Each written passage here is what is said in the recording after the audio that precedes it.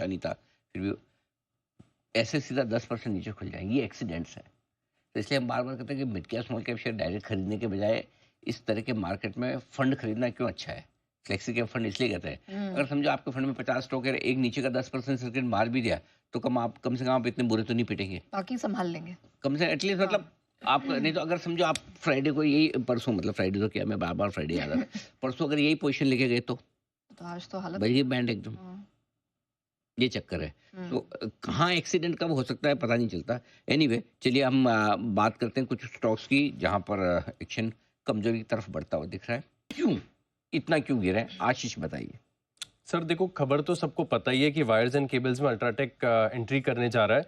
1800 करोड़ का केपेक्स है और दिसंबर 2026 से प्लांट शुरू हो जाएगा। लेकिन लोगों को चिंता इस बात से कि जिस प्रकार से अगर आप देखें तो existing wires and cables company फिलहाल जो लिस्टेड है, ये बहुत ही प्रीमियम वैल्यूएशन कमांड कर रही है। 40-50 एक्स का पी मल्टीपल मिल रहा है और अब आगे जाके बताया जा रहा है कि मार्जिन खतरे में होंगे। दरअसल काफी सारे एक्सपर्ट्स ये भी बता रहे हैं कि पेंट बिजनेस को डिसरप्ट करना मुश्किल है, लेकिन वायर्स एंड केबल्स यहाँ पर अगर आप देखें तो स्टीप डिस्काउंट देकर ये मार्केट शेयर ग्रैब कर लेंगे। तो ये अपने आप में अगर आप देखें तो काफी बड़ी चिंता है।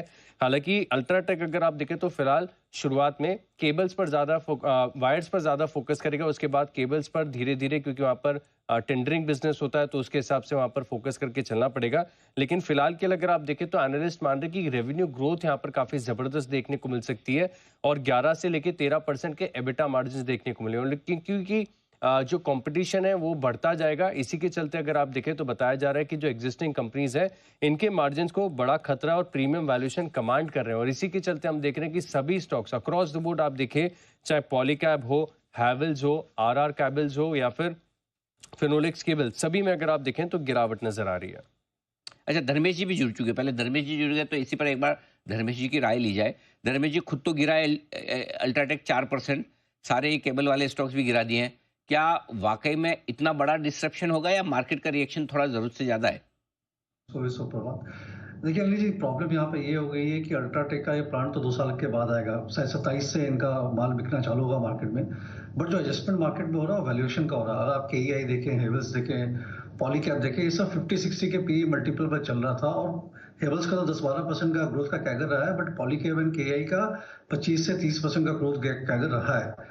अनुमान ये था कि आने वाले 5-6 साल में जिस तरीके से कैपेक्स और इंफ्रा स्पेंडिंग होगी इंडिया में, ये कैगर मेंटेन रहेगा। जहां पर क्वेश्चन मार्क लग गया है अल्ट्राटेक की एंट्री से, और अल्ट्राटेक खुद भी 10-12% से ज्यादा कैगर कर नहीं पाएगा। इनिशियली तो बम्प अप मिलेगा बिकॉज नए बिजनेस में एंट्री कर रहा है। तो सबके लिए एक तरीके से ये जो प्रॉफिट शेयर का ग्रोथ का वैल्यूएशन का इनको जो मल्टीपल मिल रहा था वो रीएडजस्टमेंट होगा। Business wise I still think कि ज्यादा फर्क पड़ेगा नहीं, ये मोर और लेस 18 से 20% का कैगर मेंटेन रखेंगे सबको, आई मीन सारे स्टॉक्स में मिलेंगे।